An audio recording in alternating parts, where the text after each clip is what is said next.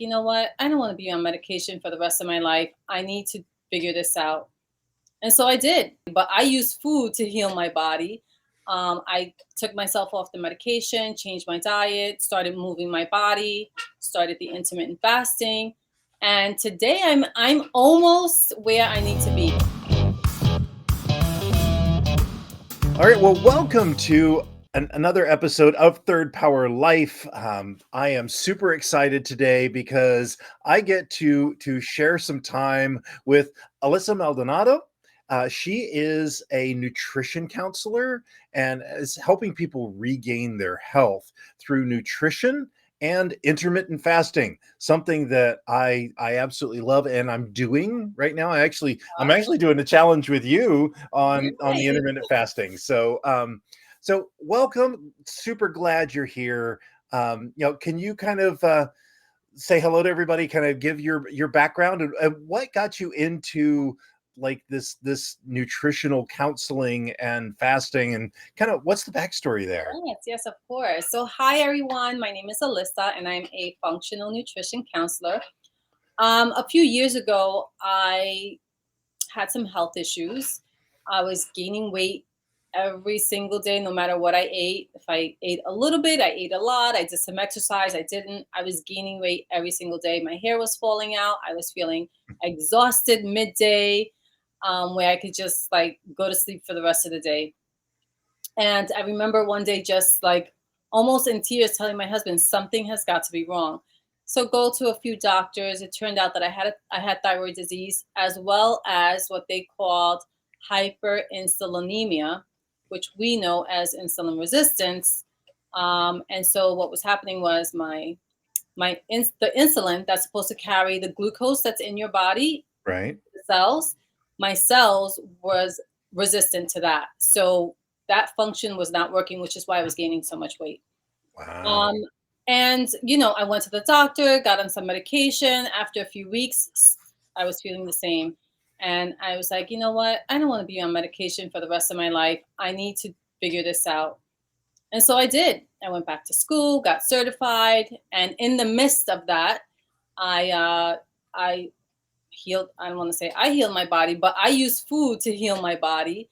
I took myself off the medication, changed my diet, started moving my body, started the intermittent fasting, and today I'm almost where I need to be. I'm pretty good. I don't need any medication. My levels for my thyroid disease are good.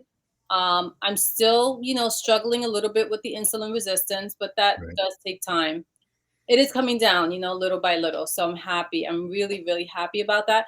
And once I learned this, I'm like, the whole world needs to know this. Like, Yeah. we don't have to be on medication, because that's. I mean, it's not the doctor's fault. That's what they're taught, but that's not really what has to happen all Yeah. the And time. and I think there's definitely a place for like standard medicine, right? Absolutely.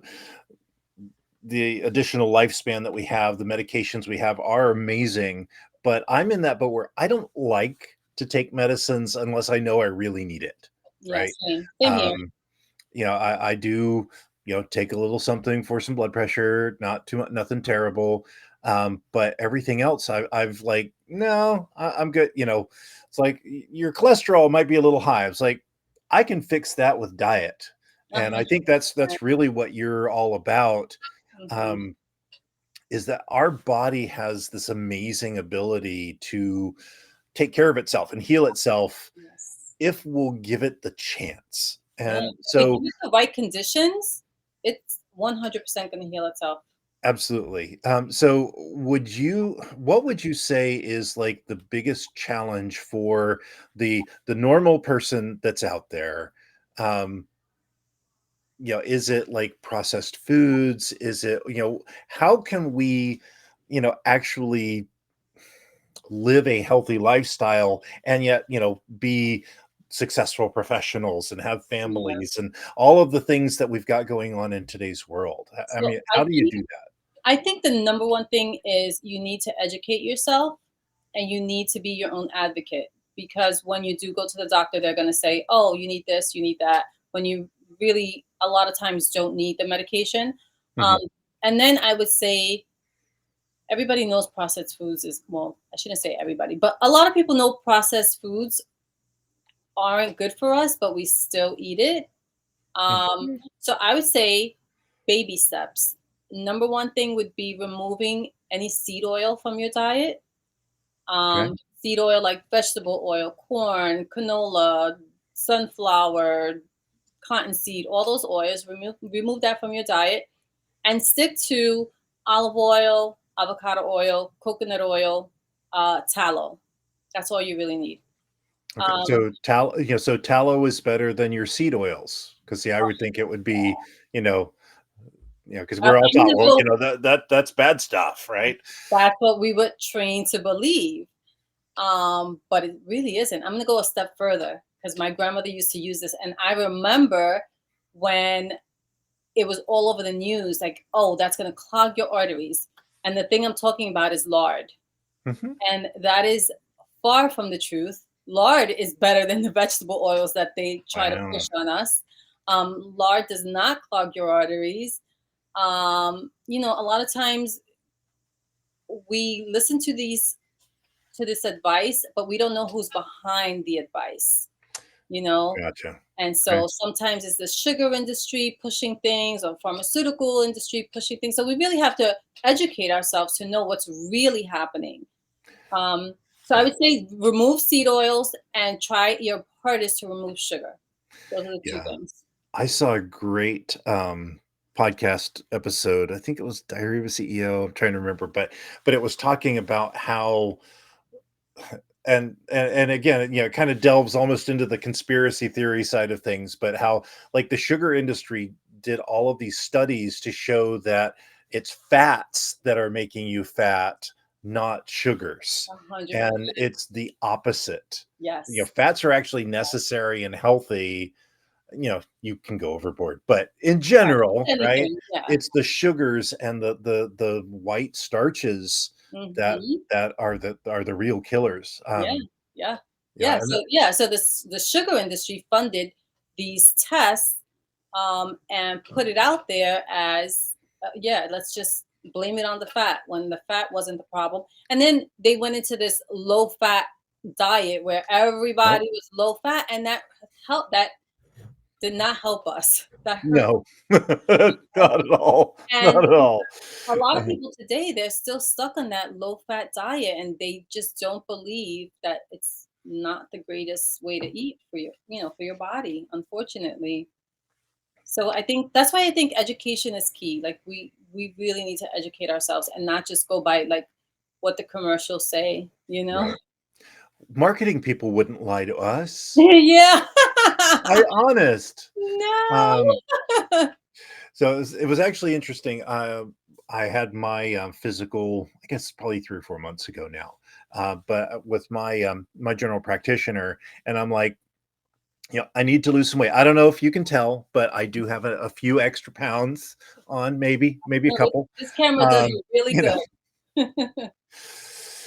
anyway, but I'm like, I need to lose weight and all of that, and his advice was stop with the sugars and intermittent fasting.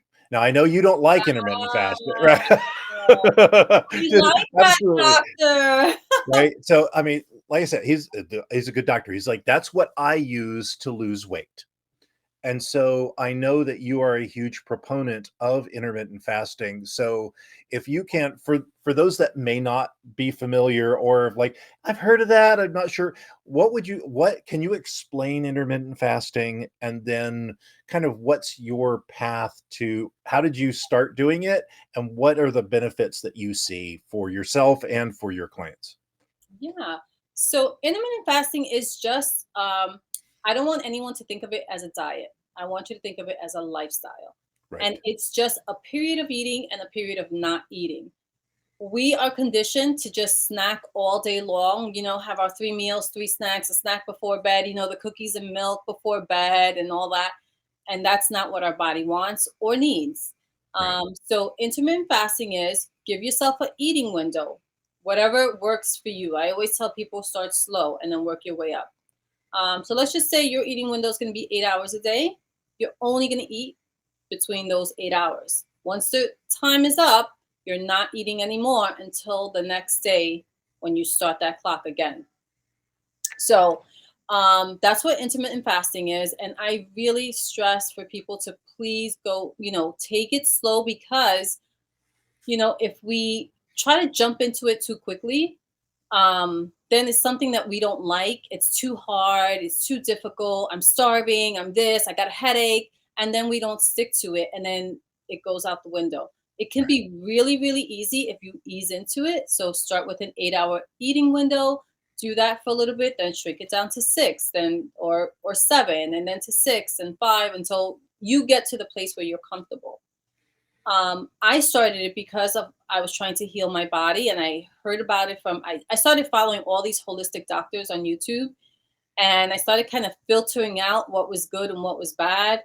Um, and I came across the intermittent fasting, and it just made so much sense to me. And I was like, okay, I'm gonna try it. It doesn't cost me anything.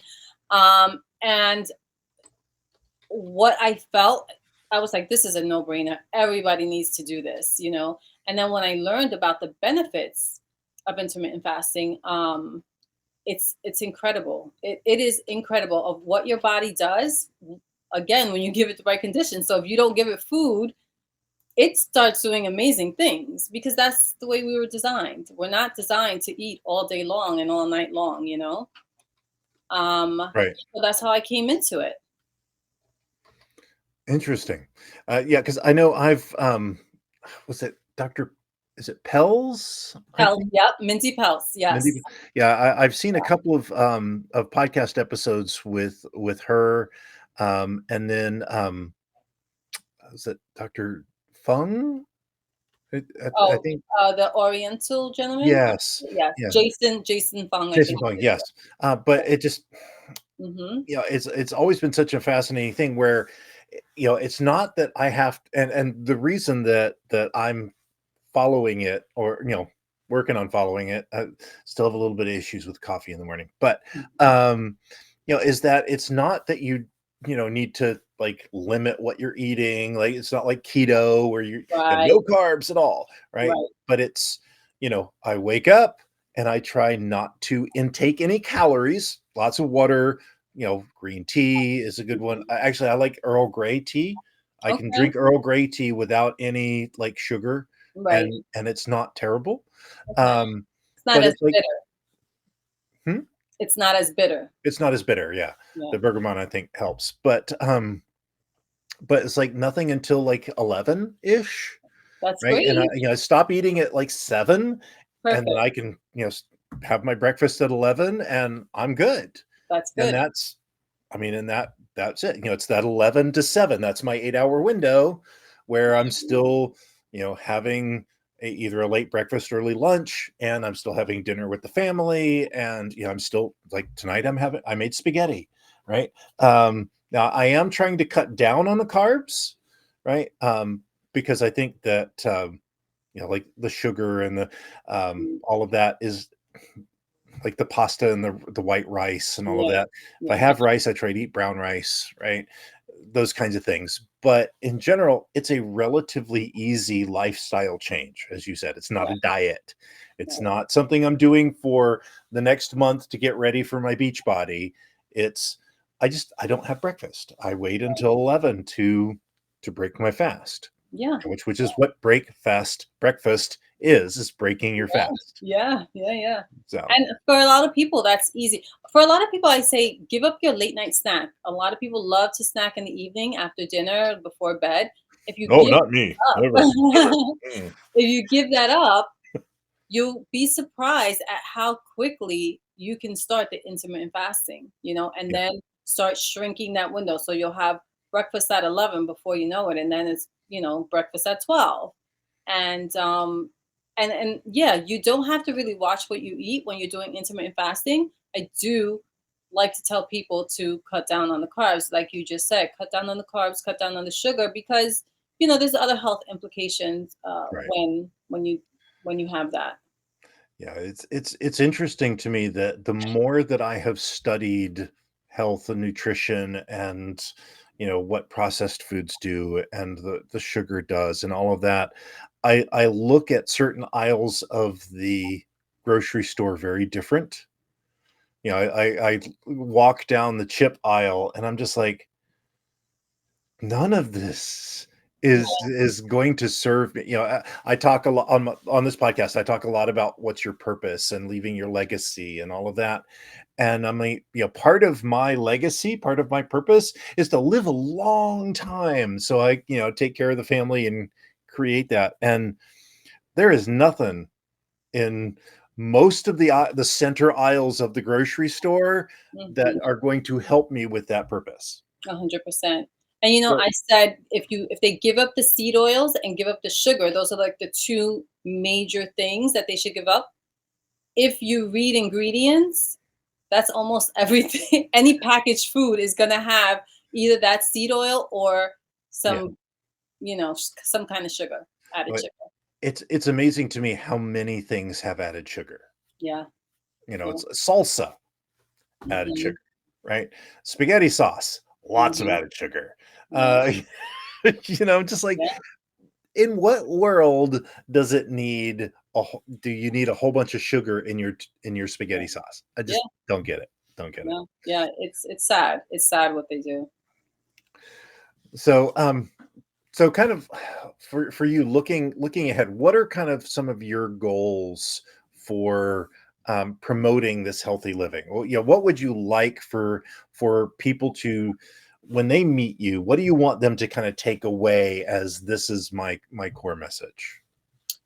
Um, So when they meet me, I want them to walk away with a sense of empowerment that they can do it. A lot of people come to me and they're like, I'm too weak. I don't have the willpower. I can't do it."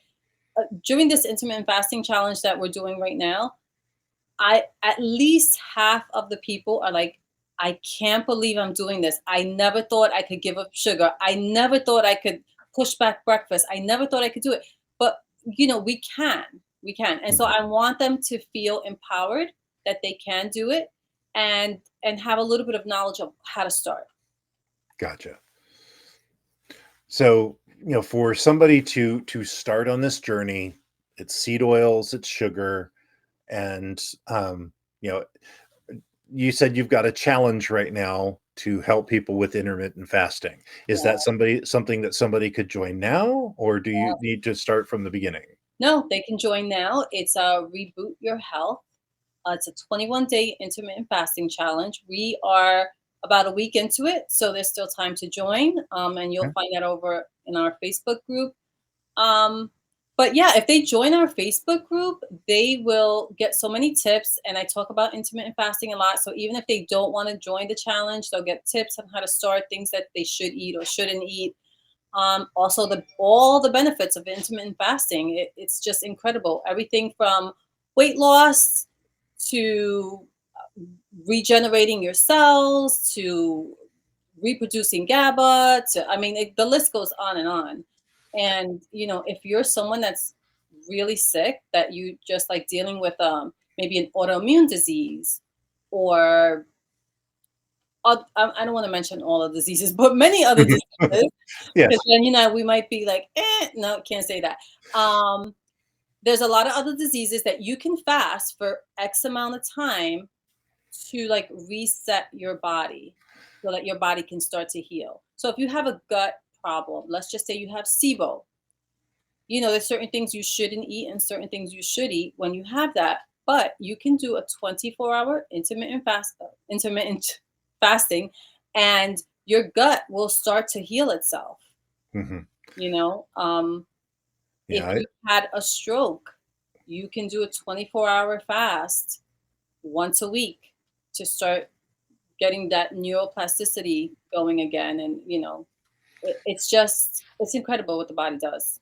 Gotcha. Yeah, I know. I think it was probably the Wendy Pell's interview, but she was talking about how there was like did a 36-hour fast to like reset the stem cells and stuff in your body, and Yeah, just really yeah, fascinating. I know I did a water fast like a month and a half, 2 months ago, and went for like 4 days, 3 or 4 days, just drinking water. And and it was one of those things where it was funny. I thought it would be really, really, really hard.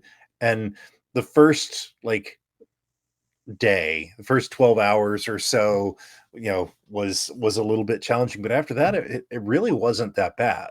Yeah. Um, Yeah.